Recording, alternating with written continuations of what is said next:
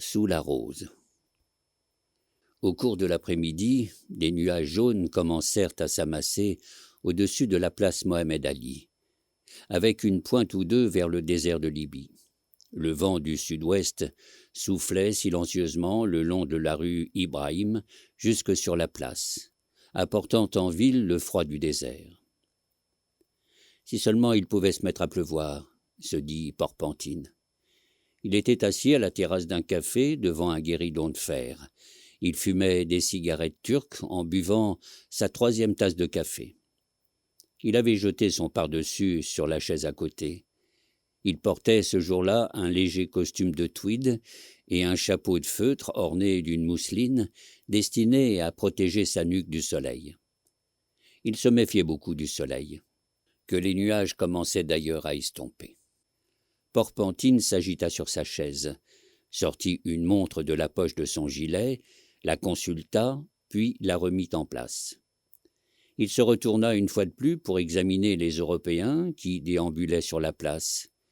Certains se hâtaient vers la Banque impériale ottomane, d'autres faisaient du lèche-vitrine devant les boutiques ou venaient s'installer aux terrasses des cafés.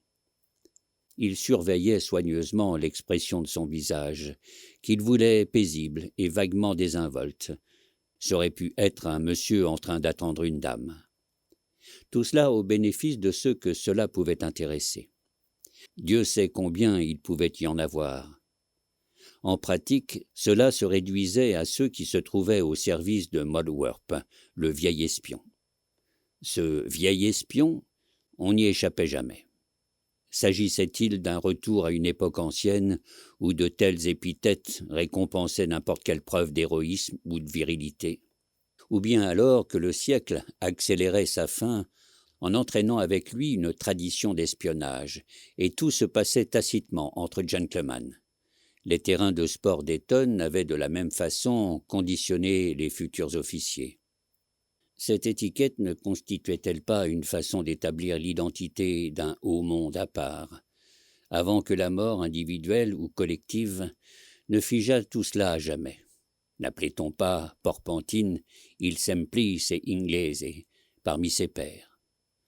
À Brindisi, la semaine précédente, leur compassion s'était faite plus envahissante que jamais, ce qui leur donnait un certain avantage moral, car ils savaient bien que Porpentine se trouverait dans l'impossibilité de leur rendre la politesse.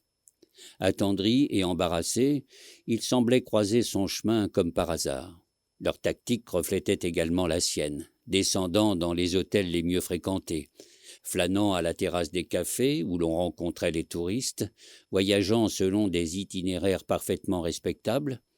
C'était ce qui le dérangeait le plus. Comme si, après s'être façonné ce masque innocent, Porpentine n'avait eu le sentiment que ceux qui utilisaient les mêmes moyens, surtout lorsqu'il s'agissait des agents de Mollwarp, pirataient un brevet qui lui appartenait, jusqu'à parodier, s'ils en étaient capables, son regard d'enfant un peu naïf ou son sourire d'angelot grassouillet. Cela faisait près de 15 ans qu'il s'efforçait d'échapper à leur bienveillance, depuis le hall de l'hôtel Bristol, à Naples, pendant cette soirée de l'hiver 83, où toute la franc-maçonnerie connue de l'espionnage avait semblé attendre la chute de Khartoum, la crise afghane qui allait atteindre son paroxysme et mériter le nom d'apocalypse. Et il lui avait fallu affronter, ce qu'il savait inévitable, à un certain moment de la partie, le visage déjà plus très jeune de Mollwarp, le maestro en personne, sentir sa main lui serrer le bras avec sollicitude, tandis qu'il murmurait d'un ton sincère « Les choses se gâtent. Peut-être allons-nous tous être dans le coup. Soyez prudents. » Que répondre? Il n'avait pu que s'efforcer presque désespérément de déceler une trace imperceptible de fausseté. Naturellement, il n'avait rien vu. Aussi s'était-il immédiatement détourné, furieux, incapable de dissimuler un certain malaise. Ainsi, propulsé par le pétard qu'il avait lui-même allumé à chacune de leurs rencontres pendant la canicule de 98, Porpentine semblait par contraste être devenu froid et désagréable. Il continuait d'utiliser un moteur si utile et n'aurait jamais mis sa vie en danger ou violé les règles du jeu car il se serait ainsi privé de ce qui était devenu un plaisir. Assis là, il se demandait si l'un des deux agents de Brindisi l'avait suivi jusqu'à Alexandrie. Certes, il n'avait remarqué personne sur le bateau de Venise. Il envisageait donc d'autres hypothèses. Un vapeur de la Austrian Lloyd relâchait également à Brindisi. Le seul autre bateau possible. C'était maintenant lundi. Porpentine était parti un vendredi. Le bateau de Trieste appareillait le jeudi et arrivait le dimanche dans la nuit. Par conséquent, A, avec un peu de chance, il avait 6 jours devant lui. B, au pire, ils étaient au courant. Dans ce cas, ils avaient dû partir un jour avant Porpentine et ils devaient être déjà là. Il regarda le soleil s'obscurcir et le vent agiter les feuilles des acacias autour de la place Mohamed Ali. Au loin, il entendit son nom. Il se retourna et il vit Goodfellow, blond et enjoué, s'approcher de lui à grands pas par la rue Shérif Pacha. Il était en tenue de soirée et coiffé d'un casque colonial 2 tailles trop grand. « Dis donc, s'exclama Goodfellow, j'ai rencontré une jeune dame tout à fait remarquable, Porpentine. » Porpentine alluma une autre cigarette et ferma les yeux. Toutes les jeunes personnes que Goodfellow rencontrait étaient remarquables. Depuis 2 ans et demi qu'ils travaillaient ensemble, il s'était habitué à cette succession d'attachements fortuits qui faisait défiler de jeunes personnes au bras droit de Goodfellow. C'était comme si toutes les capitales de l'Europe avaient été la plage de Margate, dont la promenade aurait traversé le continent. Si Goodfellow savait que la moitié de ses appointements étaient envoyés tous les mois à une épouse domiciliée à Liverpool, au moins n'en montrait-il rien. Et il poursuivait, imperturbable, cette noce triomphale. Porpentine avait eu communication du dossier de Goodfellow, mais il avait décidé depuis pas mal de temps que la femme, en tout cas, n'était pas de son ressort. Goodfellow approcha une chaise et appela le garçon en mauvais arabe. « Atfegan kawa, bisurka, ya yeled. » Goodfellow commença Porpentine. « Vous n'êtes pas forcé de... Ya yaled, rugit Goodfellow. Le garçon était français, il ne comprenait pas l'arabe.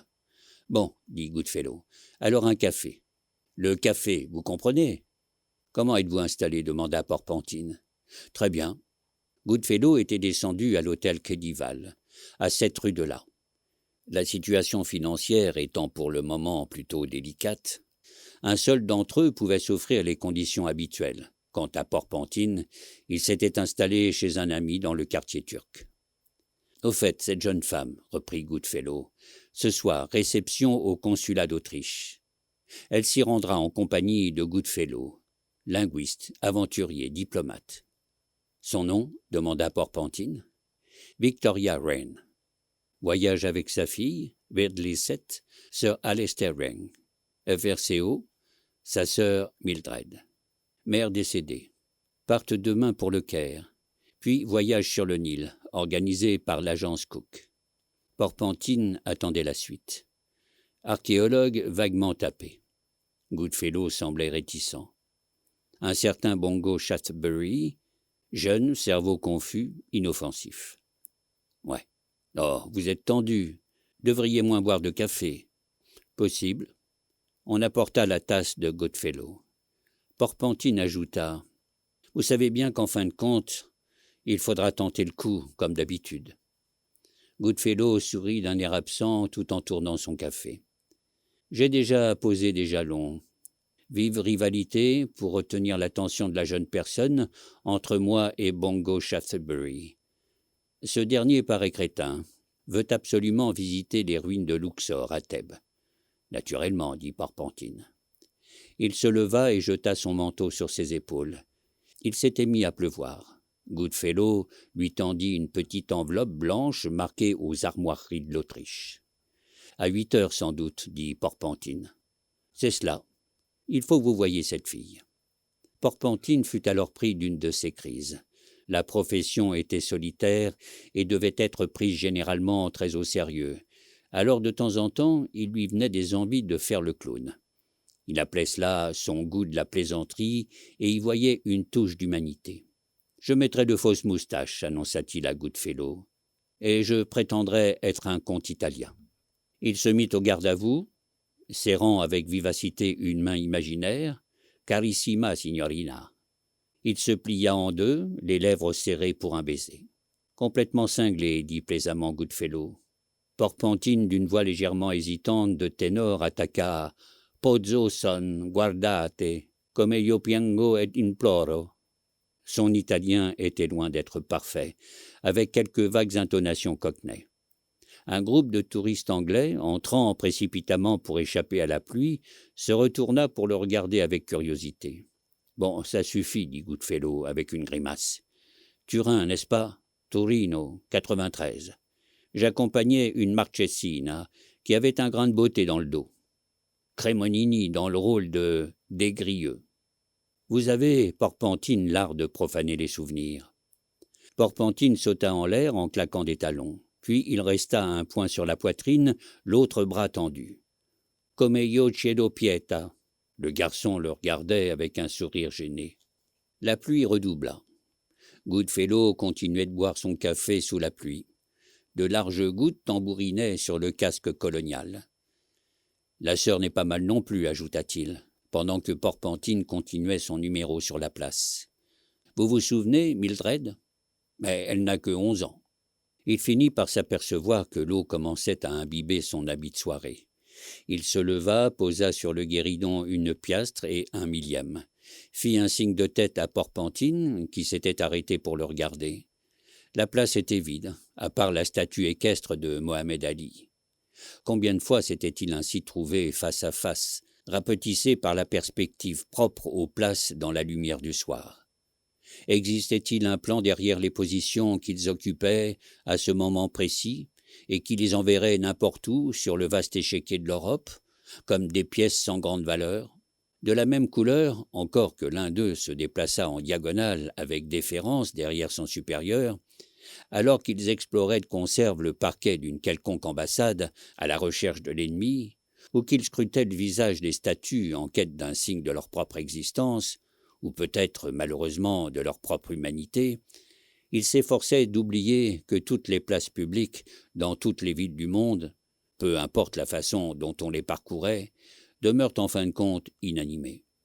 Puis les deux hommes se séparèrent avec dignité et s'éloignèrent dans des directions opposées.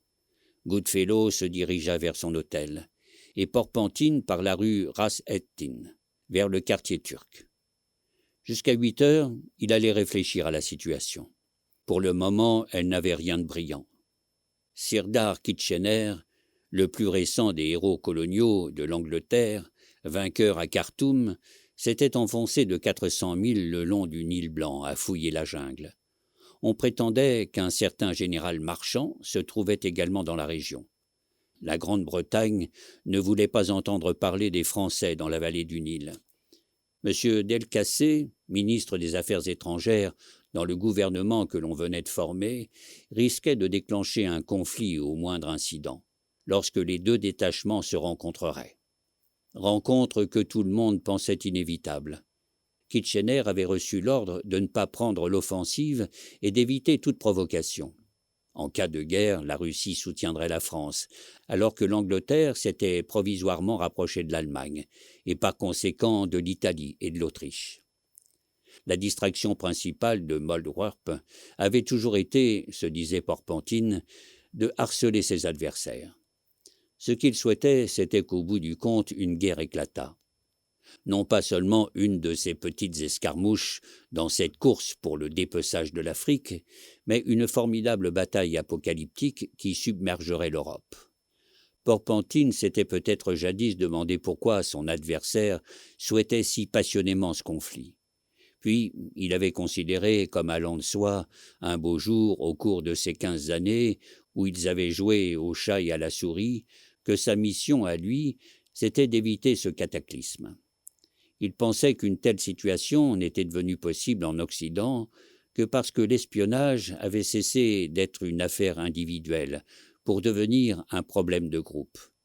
Les événements de 1848, l'activité des anarchistes et de différents groupes extrémistes sur tout le continent semblaient montrer à l'évidence que l'histoire n'était plus le fait de la vertu des princes, mais plutôt de la masse. Des tendances, des inclinaisons, des courbes impersonnelles qui venaient s'inscrire sur un réseau de lignes bleues pâles. Si bien que cela ne pouvait donner qu'un combat singulier entre le vieil espion et il semplice inglese. Il se dressait, solitaire, Dieu sait où, sur une lisse vide. Goodfellow devait être au courant de cette joute, ainsi que les subordonnés de Marlwarp. Leur revenait le rôle de second, attentif, chargé des intérêts strictement nationaux, tandis que leurs chefs se guettaient avant de s'affronter mutuellement à leur inaccessible niveau. Il se trouvait que Porpentin était au service de l'Angleterre et Marlwarp de l'Allemagne, et c'était pur hasard. Mais sans doute aurait-il choisi le même camp si les choses avaient été inversées.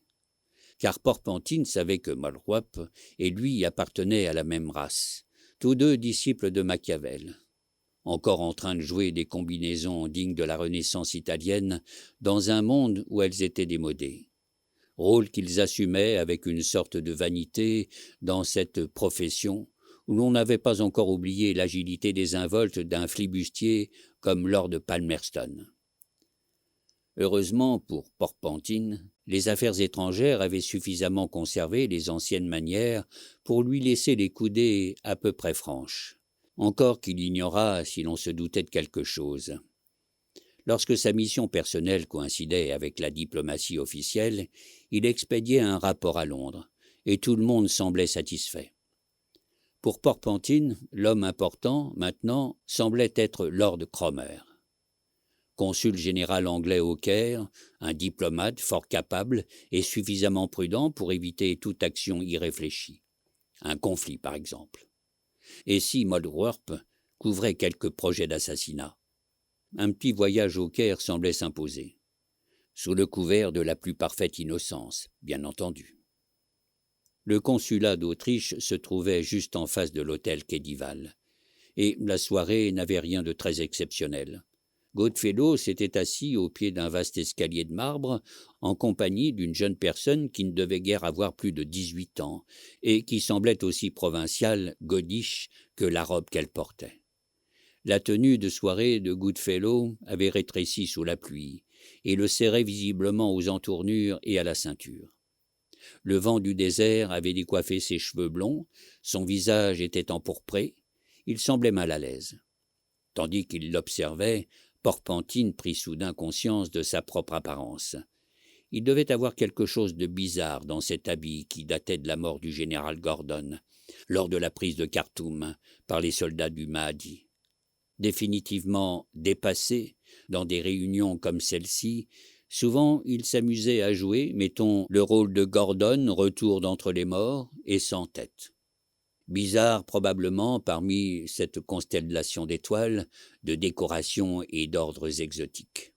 Démodé, assurément. Le Sirdar avait repris Khartoum. L'injure avait été vengée. Et puis les gens avaient oublié. Il avait dans le temps rencontré une fois le héros fabuleux des guerres de Chine. C'était sur les remparts de Gravesend. Porpentin devait avoir une dizaine d'années et n'avait naturellement pas manqué d'être ébloui. Mais il s'était passé quelque chose entre cela et l'hôtel Bristol. Il avait pensé à Marlwarp ce soir-là et à la possibilité de l'apocalypse, surtout peut-être à cause de ce sentiment de solitude, mais pas du tout à Chinese Gordon, seul et impénétrable devant l'estuaire de la Tamise il y a si longtemps. On prétendait que ses cheveux étaient devenus tout blancs en l'espace d'un jour, alors qu'il attendait la mort dans la ville assiégée de Khartoum.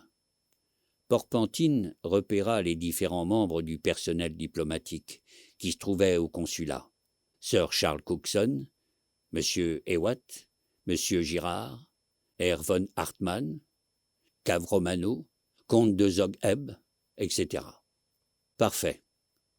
Cependant, M. de Villiers, vice-consul de Russie, était absent, et aussi, ce qui ne laissait pas d'être curieux, l'autre, le comte Khevenhuller-Metsch, et s'ils étaient en conférence. Il se dirigea vers l'escalier où s'était assis Goodfellow, désespéré, en train de raconter ses aventures parfaitement imaginaires en Afrique du Sud. La demoiselle, fascinée, l'écoutait en souriant. Porpentin se demanda s'il devait attaquer avec « Ce n'est pas la personne avec qui je vous ai vu à Brighton. Qui donc est votre ami ?» Il dit simplement « Tiens, bonsoir ». Goodfellow, avec plus de soulagement qu'il ne semblait nécessaire, fit les présentations. « Miss Victoria Wren ». Porpentine sourit, s'inclina et se mit à chercher une cigarette. « Ravi de vous connaître, Miss.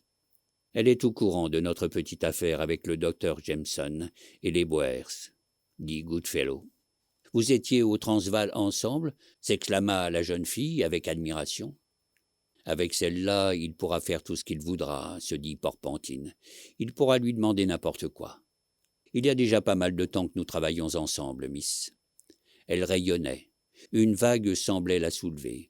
Timide, Porpentine se dissimula derrière un masque pâle aux lèvres serrées, comme si l'éclat de la jeune personne rappelait trop exactement un coucher de soleil dans le Yorkshire, ou simplement quelques visions du pays natal, dont ni lui ni Goodfellow ne pouvaient se permettre, en imaginant qu'ils en eussent envie de se souvenir.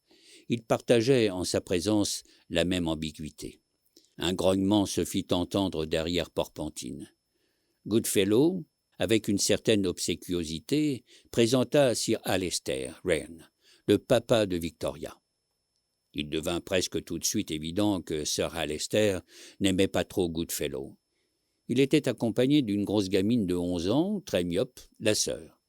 Mildred expliqua à Porpentine qu'elle se trouvait en Égypte à la recherche de minéraux, car elle était aussi passionnée de cailloux que Sir Alister de grands orgues anciens.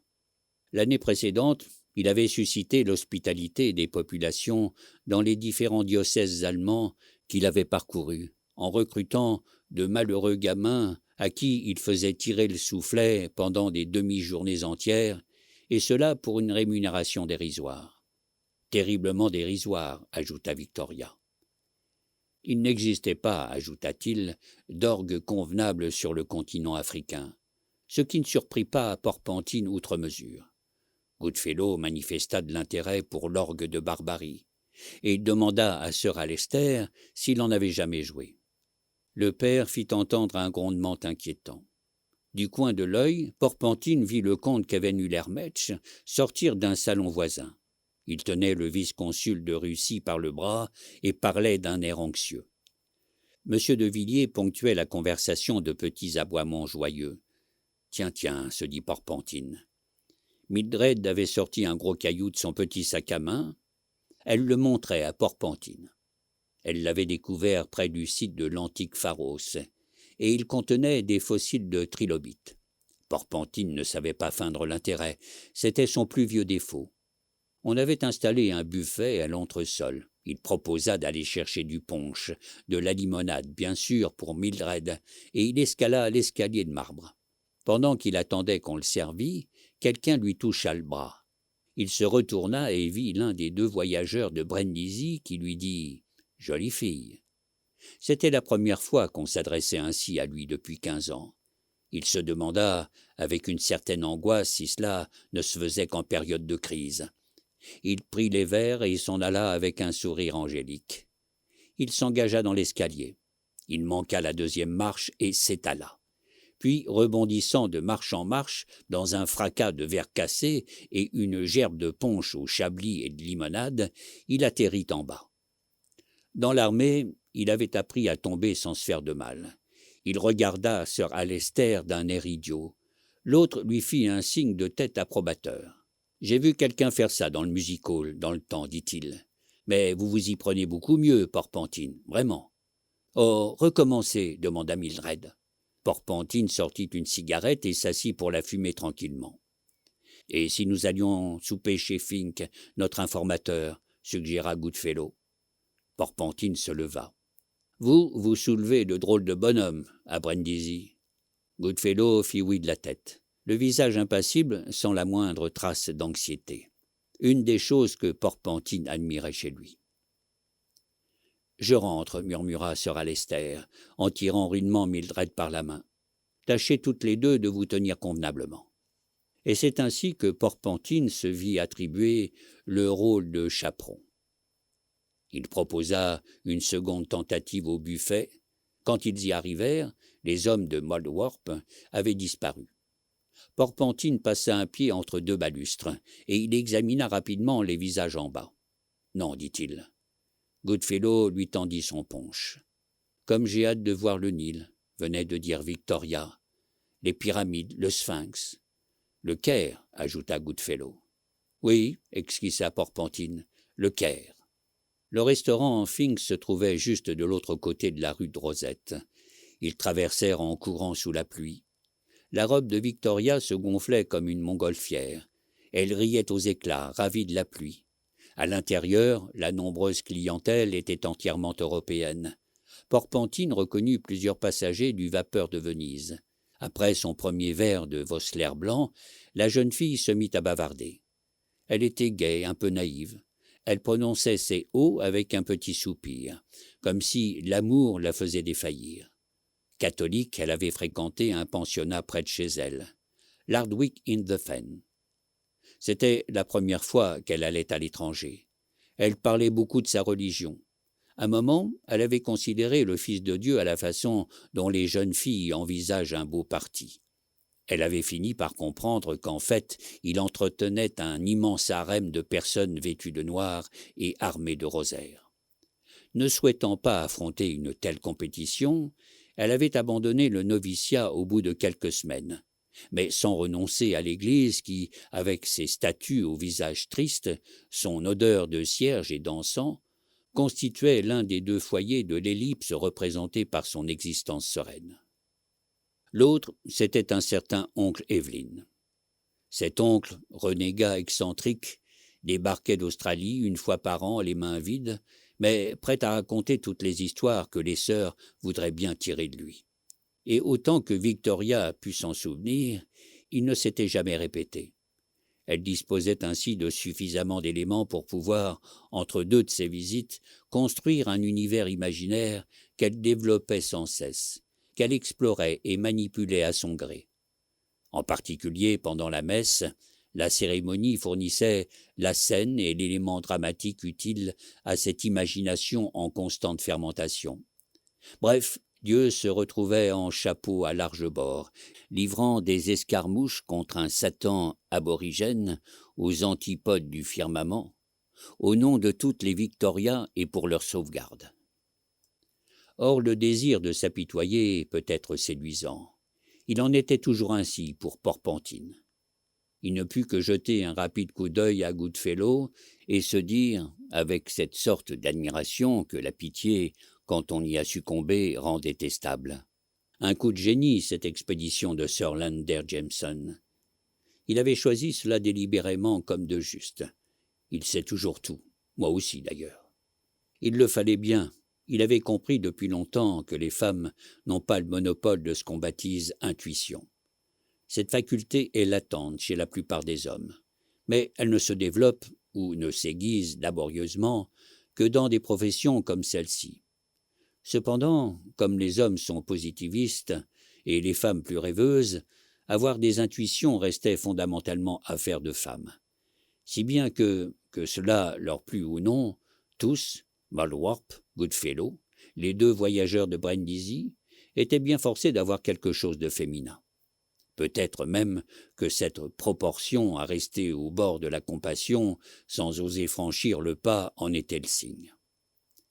Mais il existait des choses qu'on ne pouvait pas se permettre, comme ce coucher de soleil du Warwickshire. Porpentine avait compris cela quand il était encore tout novice. On ne doit pas éprouver de pitié pour les hommes qu'on doit tuer ou ceux à qui l'on doit faire du mal. On ne saurait éprouver plus qu'un vague esprit de corps pour les agents avec qui l'on travaille. Mais d'abord, on ne devait pas tomber amoureux, du moins si l'on voulait faire carrière dans l'espionnage. Sur quelle angoisse enfantine reposait ce code, Dieu seul le savait. En tout cas, Porpentine y était resté fidèle. En grandissant, il avait développé cet esprit sournois, et il était trop honnête pour ne pas s'en servir. Il volait aux étalages des marchands des 4 saisons. À 15 ans, il savait tricher aux cartes, et quand la lutte était impossible, il se sauvait. Et un jour, alors qu'il rôdait dans les ruelles d'un Londres datant du milieu du siècle, la vérité fondamentale du jeu pour le jeu avait dû lui apparaître dans tout son éclat, et cela avait agi comme un vecteur irrésistible pour le propulser vers 1900. Il affirmerait maintenant que tous les itinéraires, où l'on marche le dos courbé avec des arrêts soudains et des détours de 100 kilomètres, comportent leur accident de parcours. Tout cela était nécessaire et convenable, mais ne révélait rien sur une vérité plus profonde. Tous opéraient dans un monde qui n'avait rien à voir avec une quelconque Europe, mais ressemblait plutôt à une région abandonnée de Dieu, entre les tropiques que fixait la diplomatie et qu'il était à jamais interdit de franchir. Il convenait donc de jouer le rôle parfaitement conventionnel de l'anglais des colonies, celui qui, tout seul au fond de la jungle, se rase tous les matins, se change pour dîner, et dont le credo, c'est son attachement à Saint-Georges. Et pas de quartier. Bien sûr, cela ne manquait pas d'une certaine ironie. Porpentine eut un petit rire. Les deux camps, le sien et celui de Malwarp, n'avaient-ils pas chacun à sa façon commis la faute impardonnable, se comporter en indigènes? Un beau jour, ils avaient cessé de se soucier de savoir pour quel gouvernement ils travaillaient, comme si la perspective de l'apocalypse dernière était devenue inévitable. Peu importe la façon dont on s'y prit et les zigzags que l'on fit pour des hommes de leur sorte. Il s'était passé quelque chose, où et quand, qui pouvait le dire? En Crimée, à Spicheren, à Khartoum, peu importe. Mais brutalement, le cours des événements avait fait un bond. Ou bien il y avait eu cassure. On s'était endormi épuisé au milieu du train-train habituel, les dépêches des affaires étrangères, les décisions du Parlement, et l'on s'était réveillé en face d'un grand spectre qui grimaçait au pied du lit en marmonnant des choses incompréhensibles, et dont on savait qu'il ne partirait plus. N'avait-il pas vu dans cet apocalypse le prétexte à une fête glorieuse, une façon d'apothéose pour le siècle finissant et leurs carrières respectives? Vous lui ressemblez tellement, disait la jeune fille, à mon oncle Evelyn. Grand, blond et... Oh, mais alors, pas du tout dans le style « l'Hardwick in the finish ». « Ah ah !» répondit Goodfellow. Distinguant une langueur dans la voix, Porpentine se demanda comme cela si la demoiselle était bouton ou fleur, ou encore simple pétale que le vent emporte. Difficile à dire. Et pour lui, cela l'était de plus en plus. Effet de l'âge qui commençait enfin à se faire sentir, ou alors un défaut dans cette nouvelle génération. Les gens de son âge avaient grandi. Ils s'étaient épanouis, puis, sentant dans l'air comme une menace, ils s'étaient refermés sur eux-mêmes, comme certaines fleurs à l'approche du crépuscule. À quoi bon lui demander? « Mon Dieu !» s'exclama Goodfellow. Ils levèrent les yeux et virent une silhouette d'une extrême maigreur en vêtements de soirée et dont la tête ressemblait à celle d'un épervier en colère. Cette tête pouffa, mais sans que son expression cruelle changeât. Victoria éclata de rire. « Mais c'est Hugh, dit-elle ravie. « Parfaitement, répondit une voix à l'intérieur. Aidez-moi donc à sortir de là-dedans. Porpentine, toujours aimable, grimpa sur une chaise pour tirer sur la tête. Hugh Bongo Shaftesbury, dit Goodfellow d'un ton rogue. Harmaby. Bongo Shaftesbury montra du doigt la tête creuse du faucon. Dieu d'Héliopolis et principale déité de la Basse-Égypte. Tout à fait authentique d'ailleurs. Ce masque de céramique servait dans les cérémonies antiques. Il s'installa à côté de Victoria. Goodfellow prit un air renfrogné. Littéralement, Horus sur l'horizon, également représenté sous la forme d'un lion à tête humaine, comme le Sphinx. Ah, soupira Victoria, le Sphinx. Ravissement qui surprit Porpentine. N'y avait-il pas profanation dans cette extase en face des dieux bâtards de l'Égypte?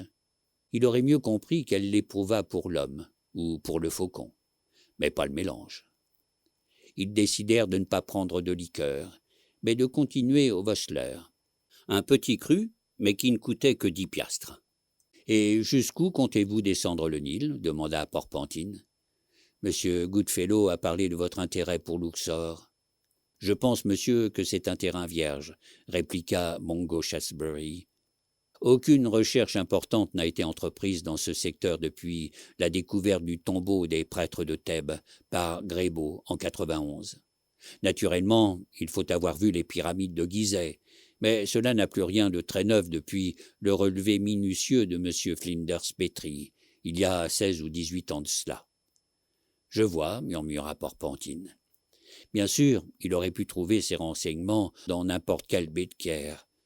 En tout cas, il existait une certaine intensité, une résolution en ce qui concerne l'archéologie, dont Porpentine pensait qu'elle pousserait Sir Alister jusqu'à la frénésie avant la fin du voyage Cook. À moins que, comme Porpentine et Goodfellow, Mungo Shaftesbury n'eût pas l'intention de dépasser le Caire. Porpentine fredonnait l'aria de Manon Lescaut. Victoria, gracieusement perchée entre les deux autres, s'efforçait de conserver l'équilibre. La clientèle du restaurant commençait à s'en aller. En face, le consulat était obscur, sauf 2 ou 3 lumières à l'étage. Peut-être que dans un mois, toutes les fenêtres seraient embrasées, et le monde entier en feu. Il semblait que les itinéraires de Marchand et de Kitchener dussent se croiser près de Fashoda, dans la région de Bahr el-Abiad, à environ 65 kilomètres en amont des sources du Nil blanc. Lord Lansdowne, secrétaire d'État à la guerre, avait, dans une dépêche secrète expédiée au Caire, prévu le 25 septembre comme date de la rencontre. Message que Porpentine et Moorwarp avaient lu tous les deux. Soudain, un tic nerveux secoua la joue de Mungo Shaftesbury. 5 secondes plus tard, intuition, ou bien parce que le personnage de l'archéologue lui paraissait suspect, Porpentine reconnut le personnage debout derrière la chaise. Goodfellow fit un signe de tête. Il avait l'air effrayé, mais réussit à dire assez poliment « Tiens, Lepsius, vous en aviez assez du climat de Brindisi ?» Lepsius. Porpentine ignorait jusqu'à ce nom. Pas Goodfellow, apparemment. « Une affaire urgente m'appelle en Égypte, » murmura l'agent secret. Goodfellow renifla son verre de vin, puis ajouta au bout d'un moment « Et votre compagnon de voyage ?» Je m'attendais à le revoir. « Il est en Suisse, » dit Lepsius. « Des montagnes, l'air pur. Disons que l'on finit par en avoir assez de la saleté du Sud. » Il ne mentait jamais. Qui pouvait bien être son nouveau partenaire? « À moins d'aller suffisamment loin vers le sud, » dit Goodfellow. « J'imagine que si l'on va assez loin sur le Nil, on finit par retrouver une sorte de propreté originelle. » Depuis l'apparition du tic, Porpentine avait observé Mungo Shaftesbury avec attention.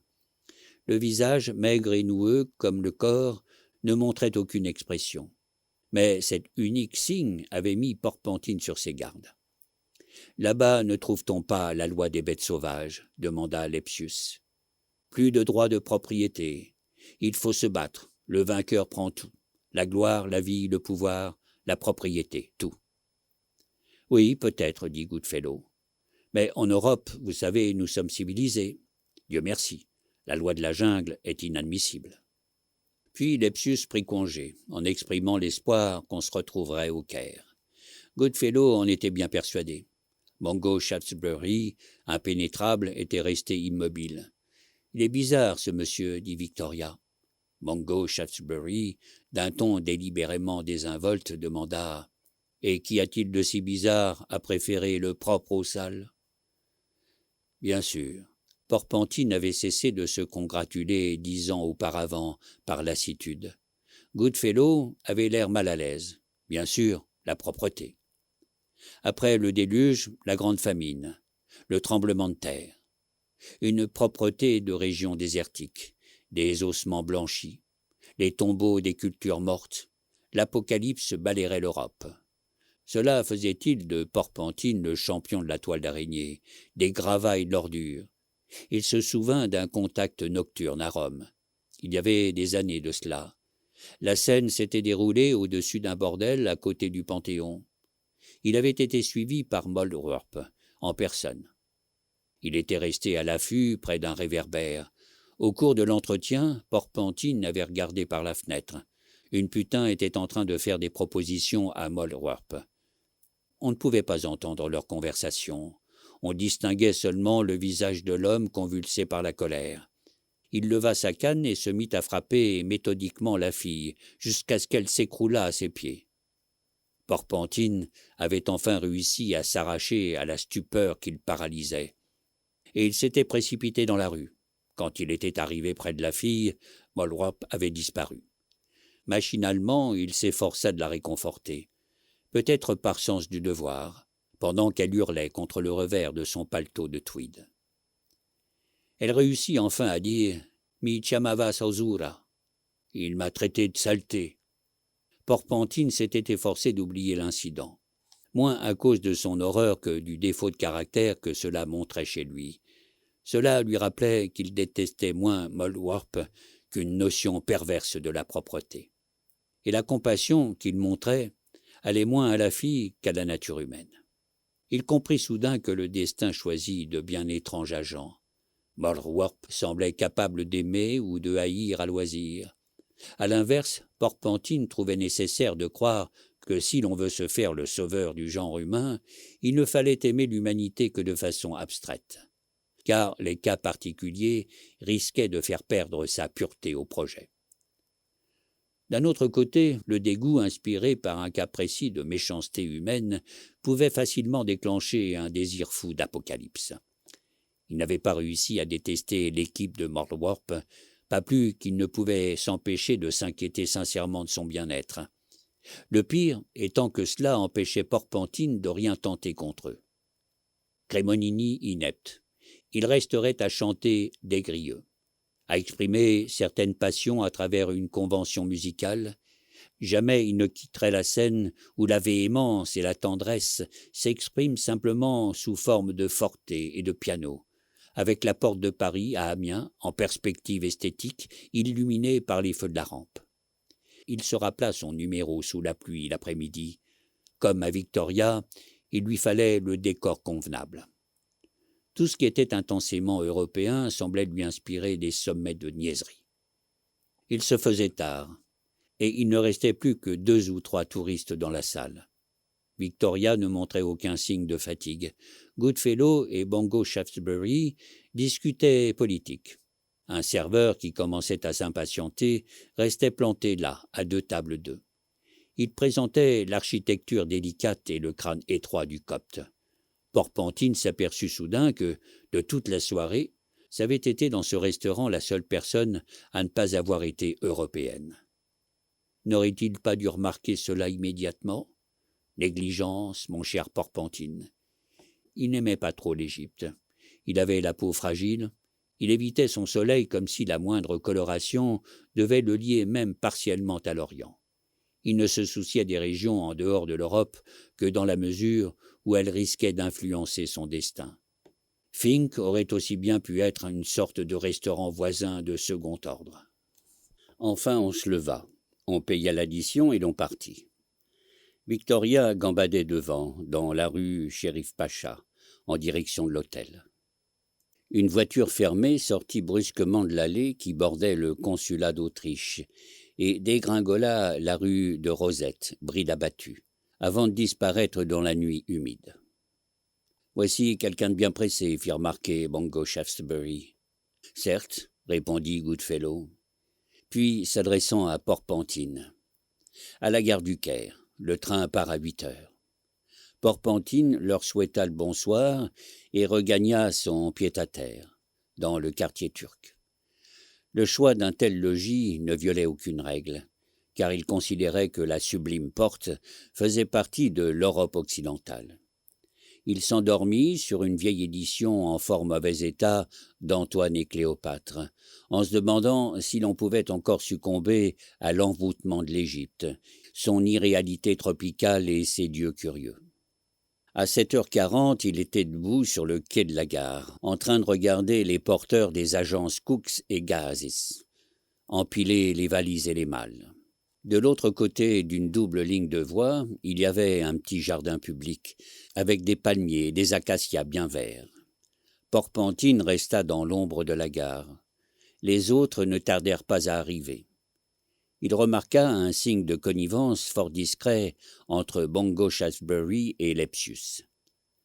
L'express du matin entra en gare, provoquant une grande agitation sur le quai. Porpentine vit Lepsius se lancer à la poursuite d'un Arabe qui apparemment venait de lui voler sa valise. Goodfellow était déjà passé à l'action. Fonçant à travers le quai, sa chevelure blonde flottante, il avait réussi à coincer l'Arabe dans l'embrasure d'une porte. Il récupéra la valise et livra sa proie à un gros agent de police en casque colonial. Il rendit sa valise à Lepsius, qu'il regardait avec l'œil fixe du serpent, et qui ne lui dit pas un mot.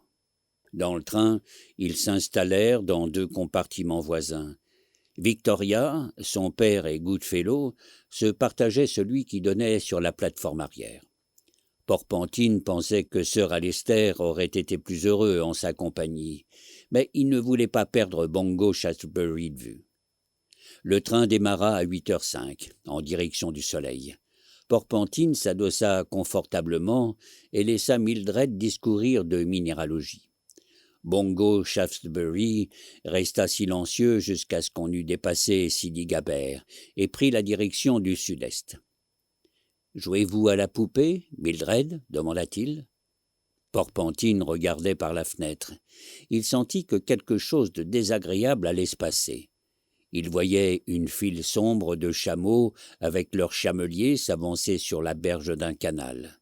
Au loin, sur ce canal, on voyait les voiles blanches des felouks. « Oui, quand je ne m'occupe pas de mes pierres, » répondit Mildred. Bongo Shaftesbury ajouta « Je parie que vous ne possédez pas de poupées qui marchent, qui parlent, ou qui savent sauter à la corde, n'est-ce pas ?» Porpentine essaya de concentrer son attention sur un groupe d'Arabes là-bas, sur la rive. Ils faisaient évaporer l'eau du lac Maréotis pour en extraire le sel. Le train allait vite et ils disparurent au loin. « Non, » répondit Mildred après une hésitation. Bongo Shaftesbury reprit. « D'ailleurs, avez-vous jamais vu de telles poupées aussi belles, avec une mécanique à l'intérieur? Des poupées qui font tout à la perfection, grâce à ce mouvement d'horlogerie. Pas du tout comme les vrais petits garçons ou les vraies petites filles. Les enfants véritables pleurent, font la tête ou se tiennent mal. Ces poupées sont bien plus gentilles. » Maintenant, sur la droite, on voyait des champs de coton en friche et des huttes debout. De temps en temps, on apercevait un fella qui allait puiser de l'eau dans le canal.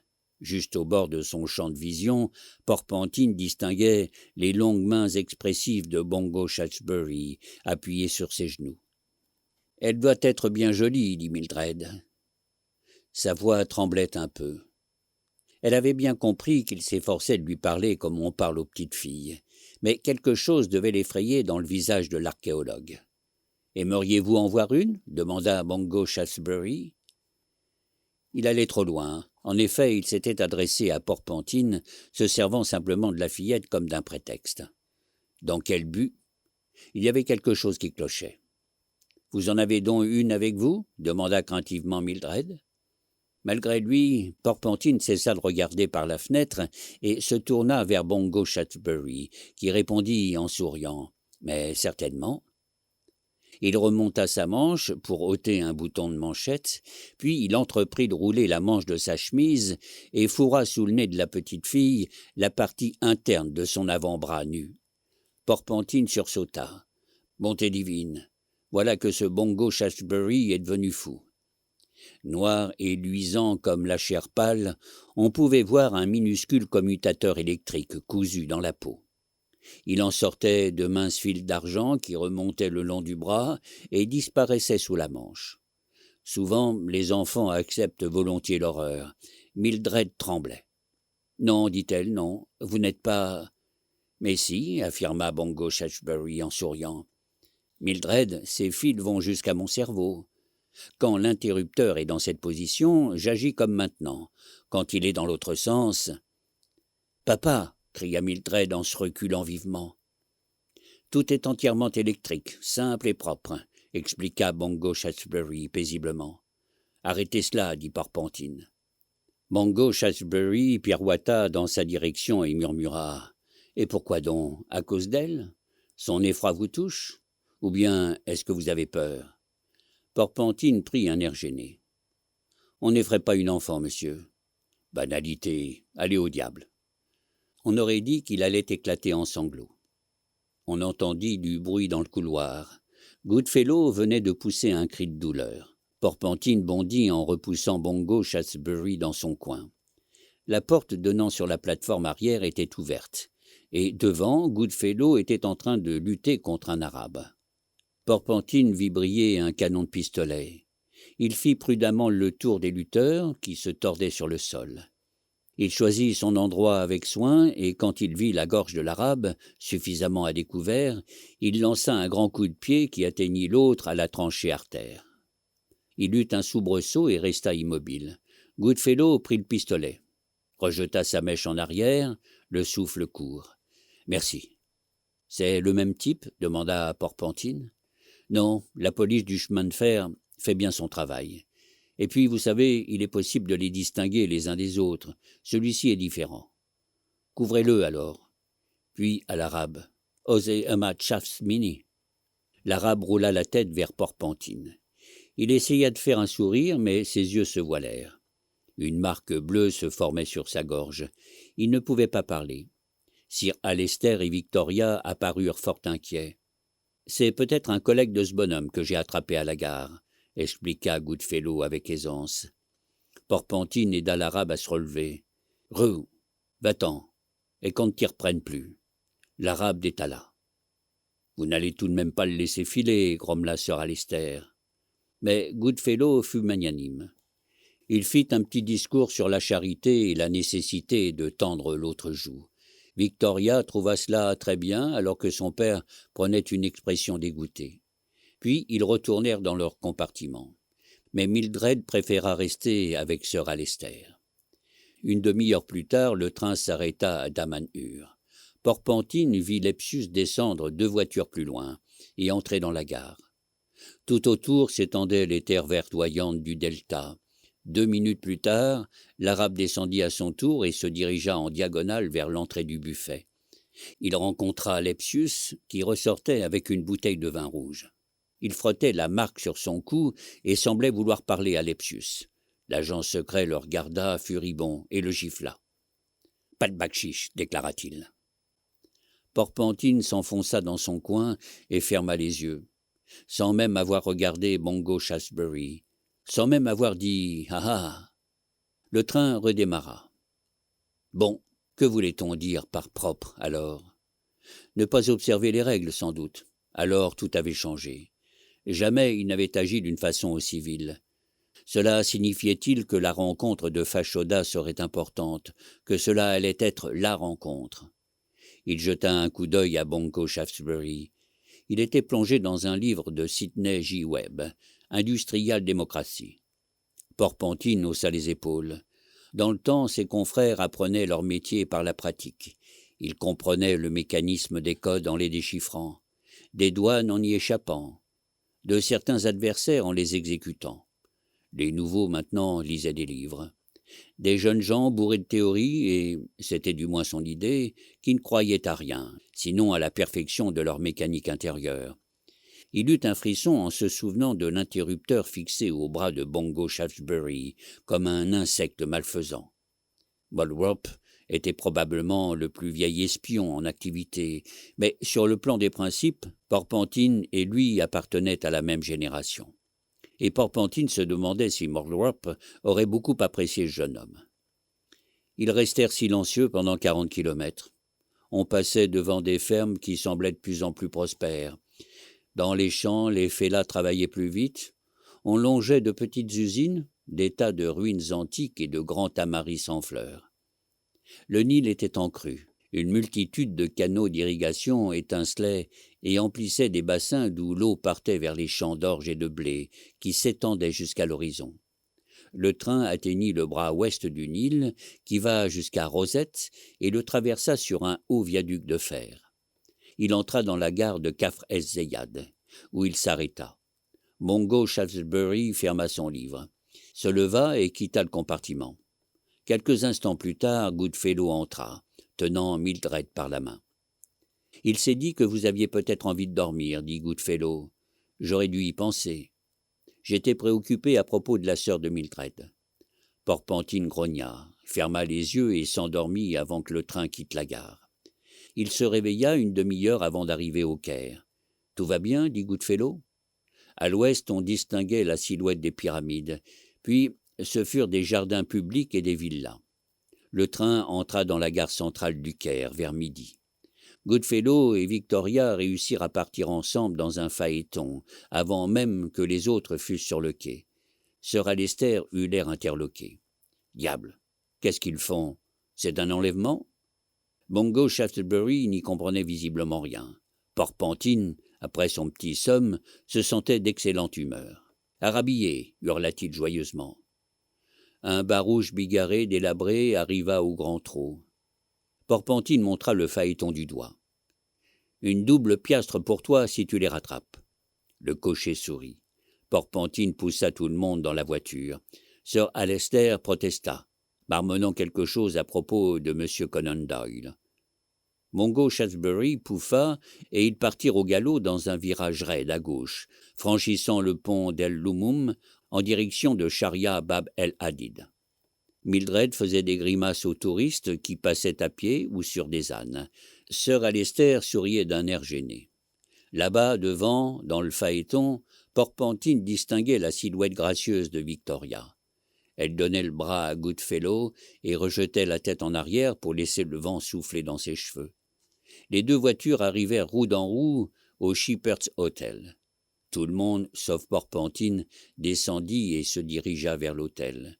« Retenez-moi une chambre » cria-t-il à Goodfellow. « J'ai quelqu'un à voir. » Ce quelqu'un, c'était le portier de l'hôtel Victoria, à 4 rues de là, vers le sud-ouest.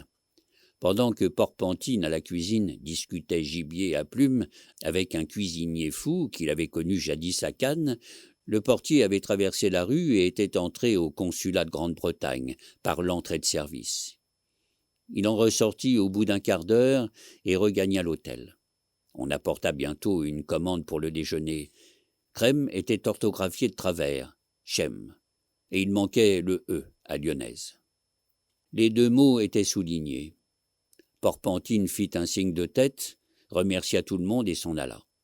Il prit un fiacre jusqu'à Sharia el-Maghrabi et traversa le parc splendide. Il arriva ainsi au Crédit Lyonnais. À côté se trouvait une petite pharmacie.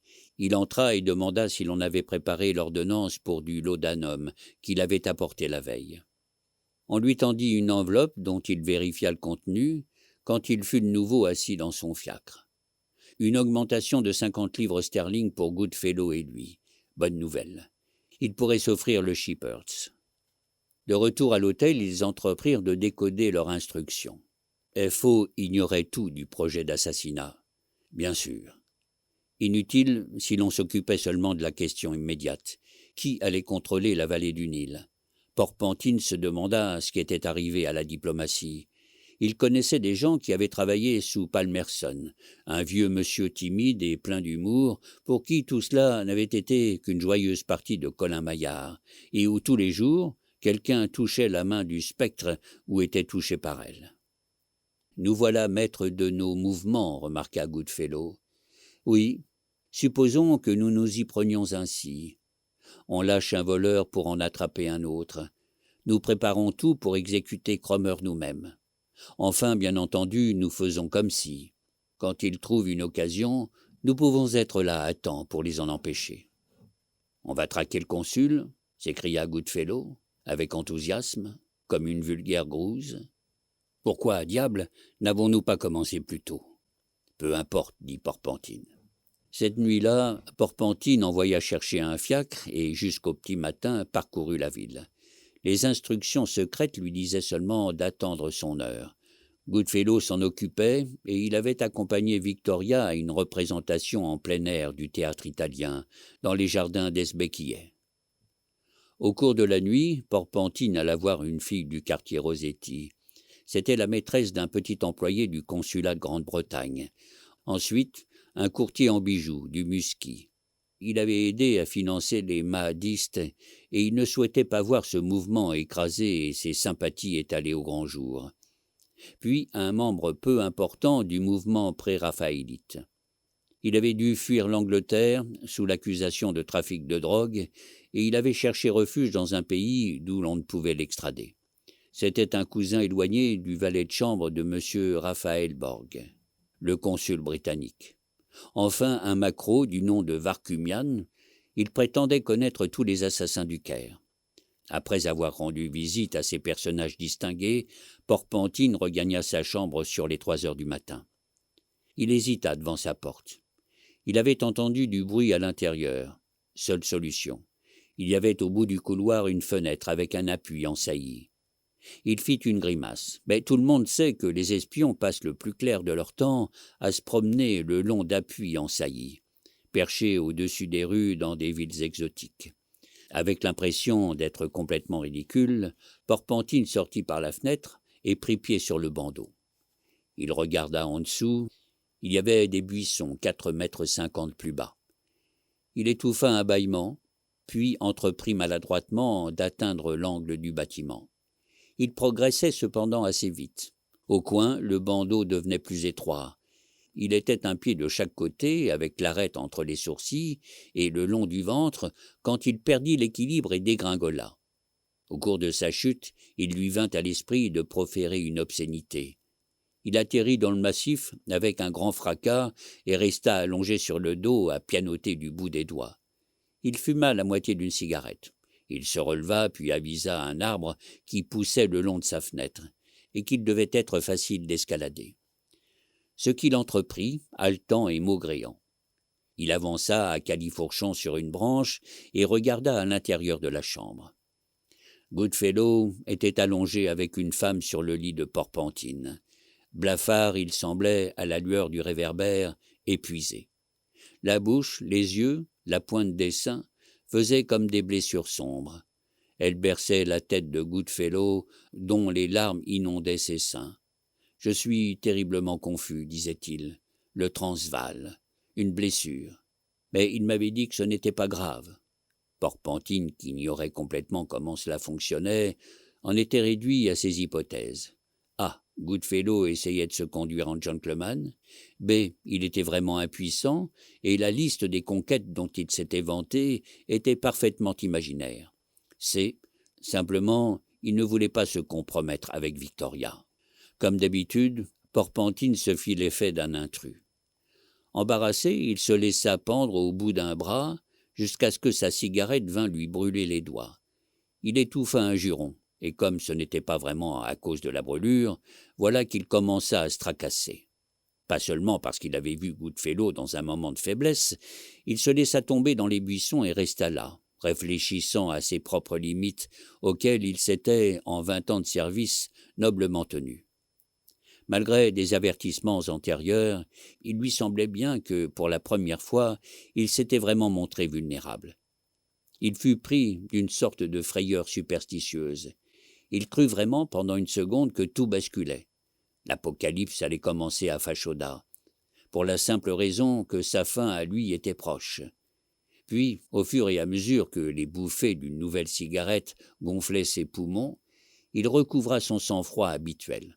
Il se releva, encore tremblant, se dirigea vers l'entrée de l'hôtel et grimpa à sa chambre.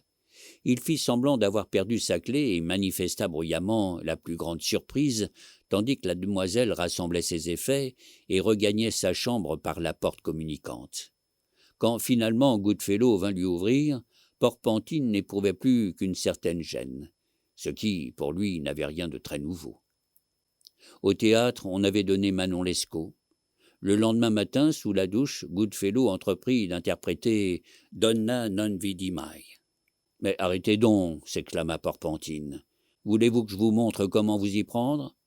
Goodfellow se mit à hurler à la lune. « Je me demande même si vous arriveriez à interpréter convenablement « Tarara boum diaï ». Mais Porpentine ne pouvait pas y résister. Il y voyait comme un compromis inoffensif.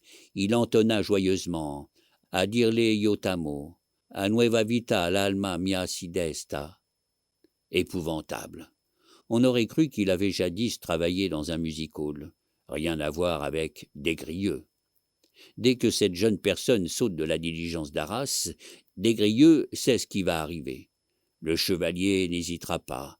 Rien à déchiffrer, aucun double jeu. Porpentine l'enviait. Il s'habilla en sifflant le grand air. Le moment de faiblesse de la veille revenait devant ses yeux. Il se dit « Si je franchis ce seuil, je n'en reviendrai jamais ». À 2 heures de l'après-midi, le consul sortit par la porte principale du consulat et monta en voiture.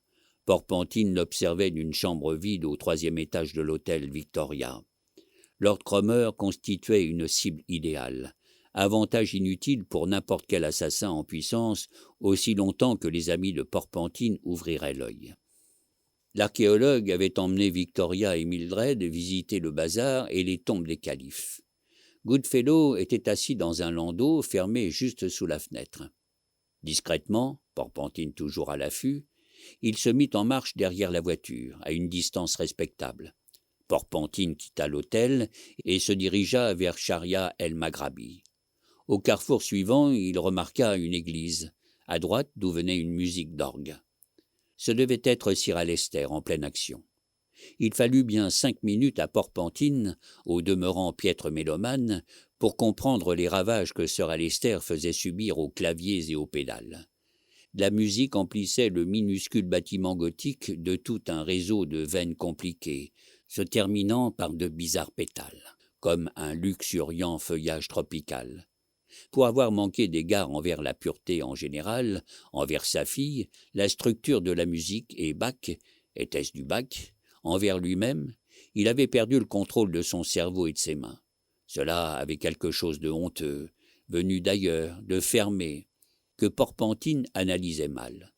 Cependant, il n'arrivait pas à s'y arracher.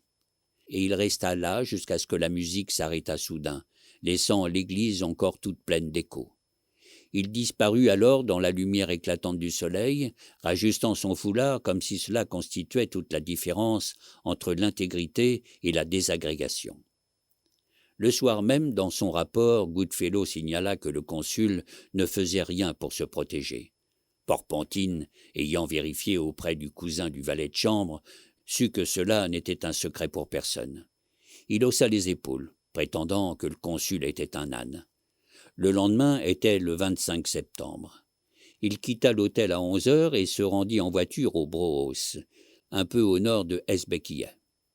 Il s'assit à une petite table le long du mur, en écoutant un accordéon larmoyant qui devait dater de Bach. Il ferma les yeux. Sa cigarette pendait à ses lèvres. Une serveuse lui apporta une bière de Munich. « Monsieur Porpentine ?» Il leva les yeux. « Je vous ai suivi. » Il eut un sourire. Victoria s'assit. S'il découvrait tout, papa en mourrait. Elle le défia du regard. L'accordéon s'arrêta. La serveuse posa 2 gruyères. Il fit une moue. Le silence le poussait à la compréhension. Ainsi, elle avait découvert la femme en lui. Le premier civil à s'en apercevoir. Il ne prit même pas la peine de lui demander comment elle avait fait. Elle ne pouvait pas l'avoir vu par la fenêtre, il dit. Cet après-midi, il était assis dans l'église allemande. Il jouait du Bach comme s'il ne lui restait plus rien d'autre. Il avait peut-être deviné. Elle resta la tête penchée, une moustache de mousse sur la lèvre supérieure. De l'autre côté du canal, on entendait au loin le sifflet de l'express d'Alexandrie. « Vous aimez Goodfellow » hasarda-t-il. Jamais il n'était allé si loin. Dans ce domaine, il n'était qu'un touriste, et il aurait bien eu besoin d'un Baedeker des chemins du cœur. La réponse de Victoria lui parvint, presque noyée par les gémissements de l'accordéon. Oui. Goodfellow lui avait-il dit? Il leva les sourcils, elle fit non de la tête. Stupéfiant, comme il se connaissait bien, à travers ses clignotements muets. Tout ce que je sais, je l'ai deviné, dit-elle. Bien sûr, vous ne pouvez pas me faire confiance, mais il faut que je le dise, parce que c'est la vérité. Jusqu'où pouvait-on aller avant? Désespérant. Porpentine, que voulez-vous donc que je fasse? Elle enroulait ses boucles autour de ses doigts et évitait son regard, puis rien, essayait de comprendre simplement.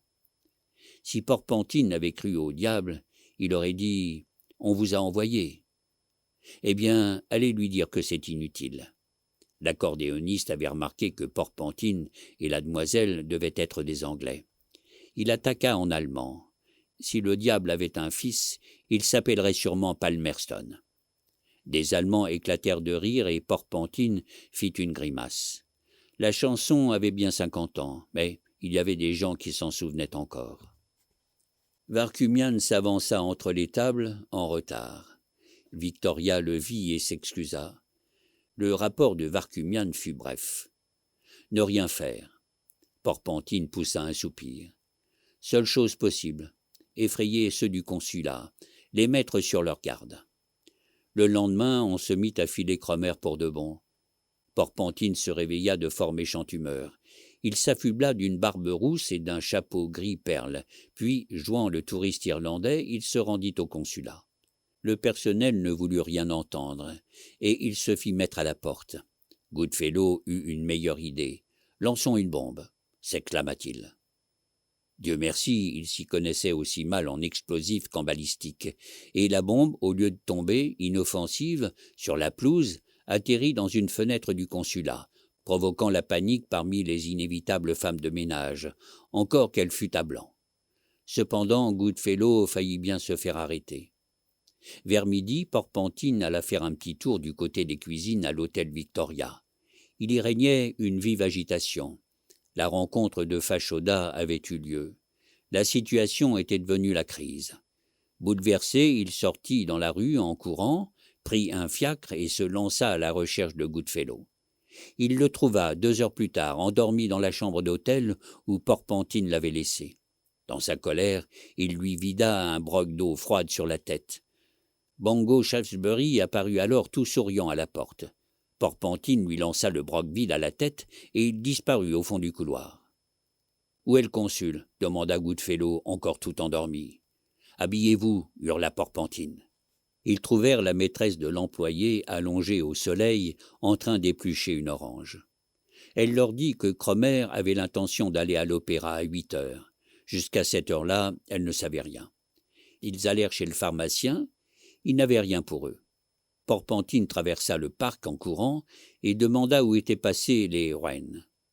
D'après Goodfellow, ils devaient être à Héliopolis.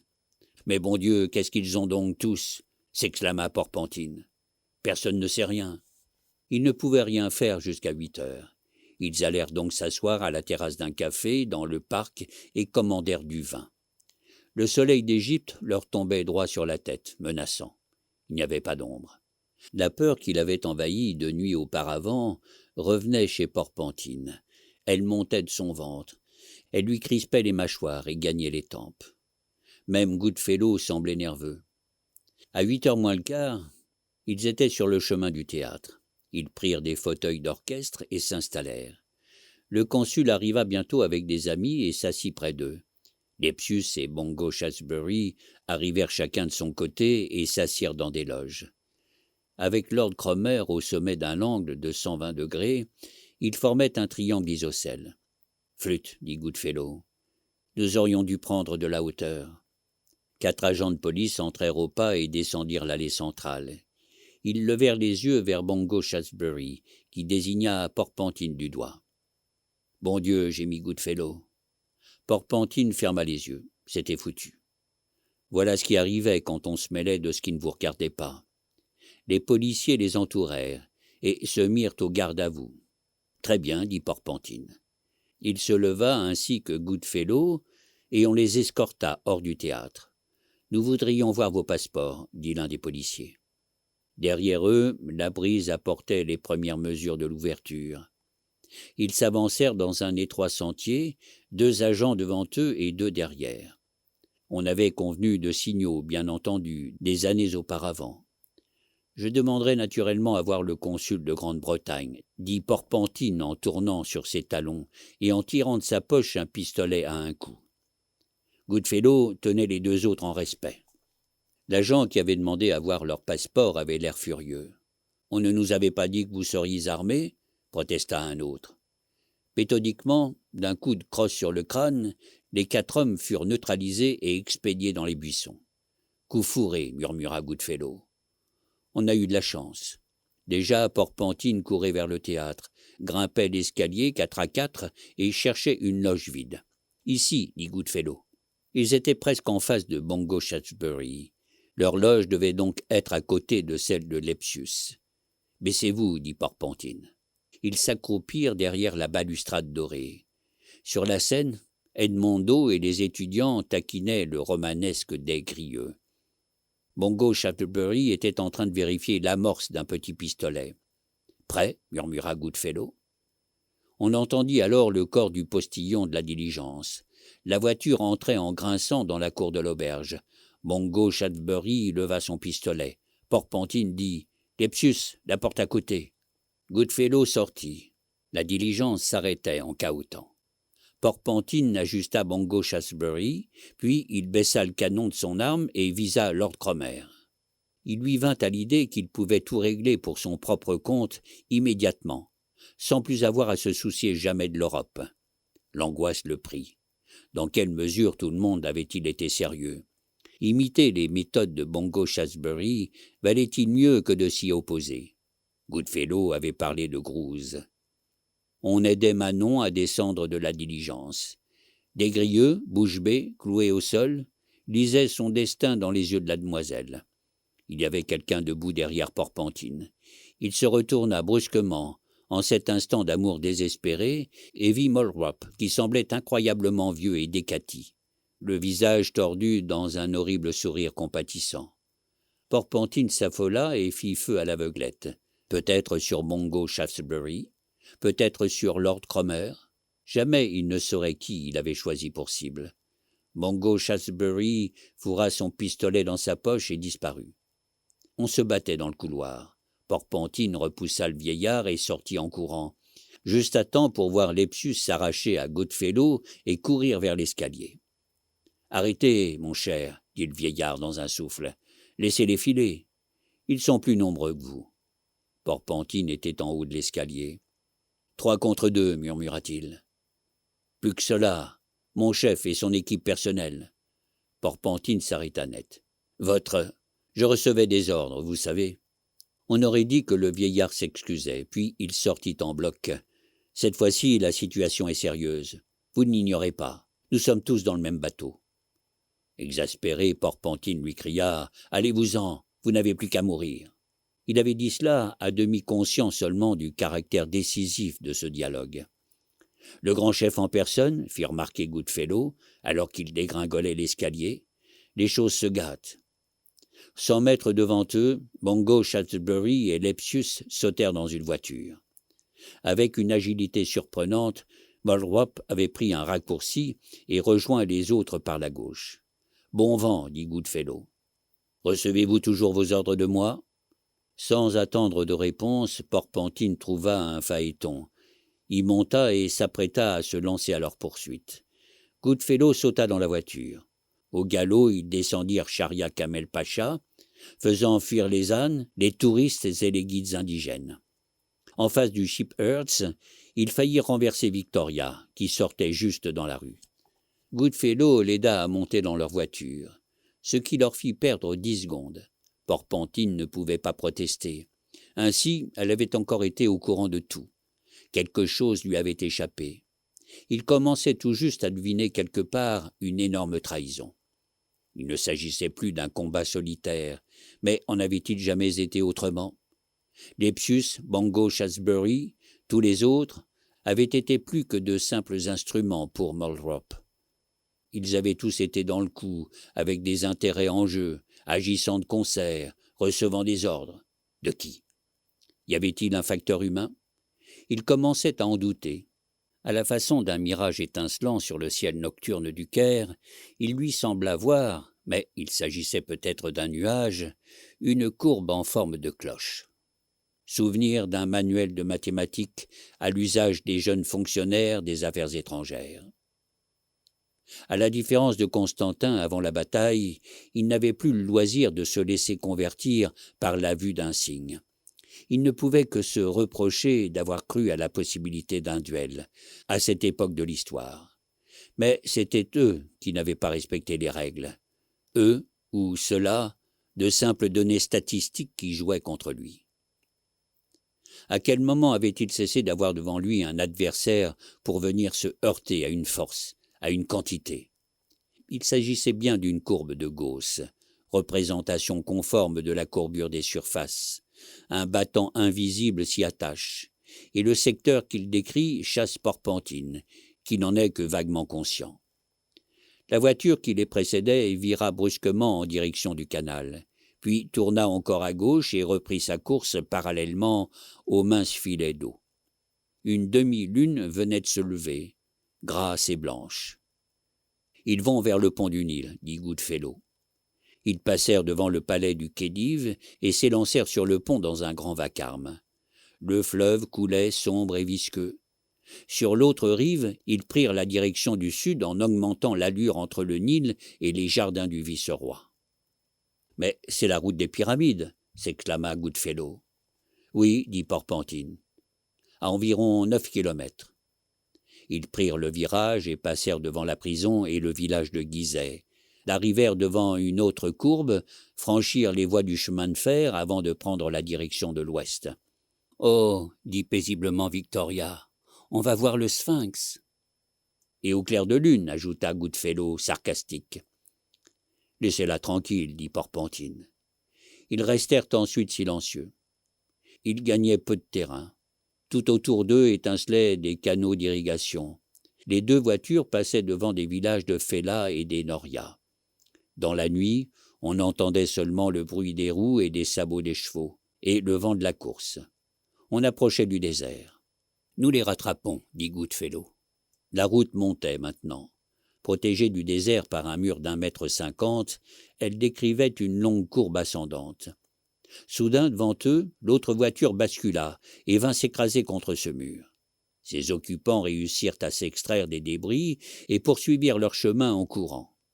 Porpentine continua et s'arrêta à 100 mètres de la grande pyramide de Khéops.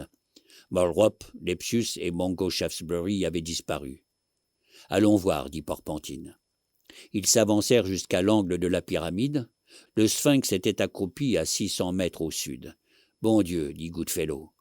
Victoria montra quelque chose du doigt. « Regardez, là, il se dirige vers le sphinx. » Ils se mirent à courir sur le sol inégal. Mulrop semblait s'être fait une entorse. Les deux autres le soutenaient. Porpentine tira son pistolet. « Eh bien, mon vieux, cria-t-il, tu es fait. » Mungo Shaftesbury se retourna et fit feu. Goodfellow demanda « De toute façon, qu'allez-vous en faire ? Laissez-les filer. » Porpentine ne répondit pas. Quelques instants plus tard, il tenait le groupe de Mulrop en respect contre le flanc droit du sphinx. « Jetez ça, dit Mungo Shaftesbury d'une voix sifflante. C'est un pistolet à un coup, et j'ai un revolver. » D'ailleurs, Porpentine ne l'avait pas rechargé. Il haussa les épaules et jeta le pistolet dans le sable. À côté de lui, Victoria semblait plongée dans un rêve aussi profond que celui du lion. Ou bien était-ce un homme ou un dieu qui dressait sa silhouette formidable au-dessus d'eux? Mungo Shaftesbury releva sa manchette et changea l'interrupteur de sens. Geste enfantin.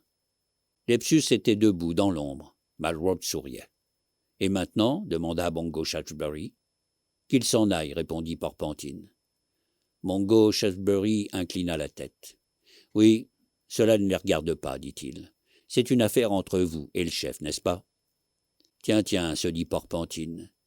Et pouvait-il en être autrement ? Comme Des-Grieux, même maintenant, il lui fallait conserver ses illusions et ne jamais reconnaître qu'il avait été berné. Goodfellow prit la main de Victoria et ils s'éloignèrent vers la voiture. Elle se retourna et, les yeux brillants, contempla le sphinx. « Vous avez crié au chef. Allez-vous-en et mourrez, » proclama Mungo Shaftesbury. Porpentine mit les mains derrière son dos. Bien sûr.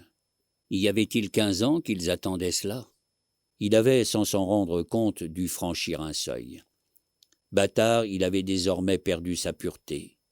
Il regarda Victoria, toute tendresse et passion pour son sphinx. Être un bâtard, ça devait être une autre façon de rester humain. Ensuite, rien ne pouvait être propre, et lui pas davantage. C'était presque comme si Goodfellow avait été condamné le matin même pour avoir franchi le seuil à la gare du Caire, et Porpentine venait de commettre un acte d'amour ou de charité en criant quelque chose à l'adresse du chef. Il avait peu après découvert à quoi il s'adressait. Les deux faits s'annulaient. Total 0. En était-il toujours ainsi, Seigneur? Il se tourna à nouveau vers Mulrop. Sa Manon à lui? Vous avez été de bons ennemis, dit-il enfin. Mais cela sonnait mal. S'il avait eu davantage de temps, le temps d'apprendre son nouveau rôle. C'est tout ce qu'il leur fallait. Goodfellow entendit le coup de feu et il eut juste le temps de voir Porpentine s'écrouler sur le sable. Une exclamation lui échappa. Il vit les 3 autres s'en aller. Peut-être s'enfoncerait-il ainsi dans le désert de Libye. Ils poursuivraient leur chemin jusqu'au rivage de quelque mer inconnue. Il se tourna vers la jeune fille et hocha la tête. Il la prit par la main et ils regagnèrent le phaéton. 16 ans plus tard, bien entendu, il était à Sarajevo à se promener dans la foule assemblée pour accueillir l'archiduc François-Ferdinand. On parlait d'un éventuel attentat, l'étincelle qui risquait de déclencher l'apocalypse. Sans doute était-il là pour l'empêcher. Il marchait maintenant le dos rond, il avait perdu presque tous ses cheveux. De temps en temps, il serrait la main de sa dernière conquête, une barmaid blonde qui avait un peu de moustache. Elle le décrivait à ses amis sous les traits d'un anglais un peu simplet. Guère actif au lit, mais pas chien.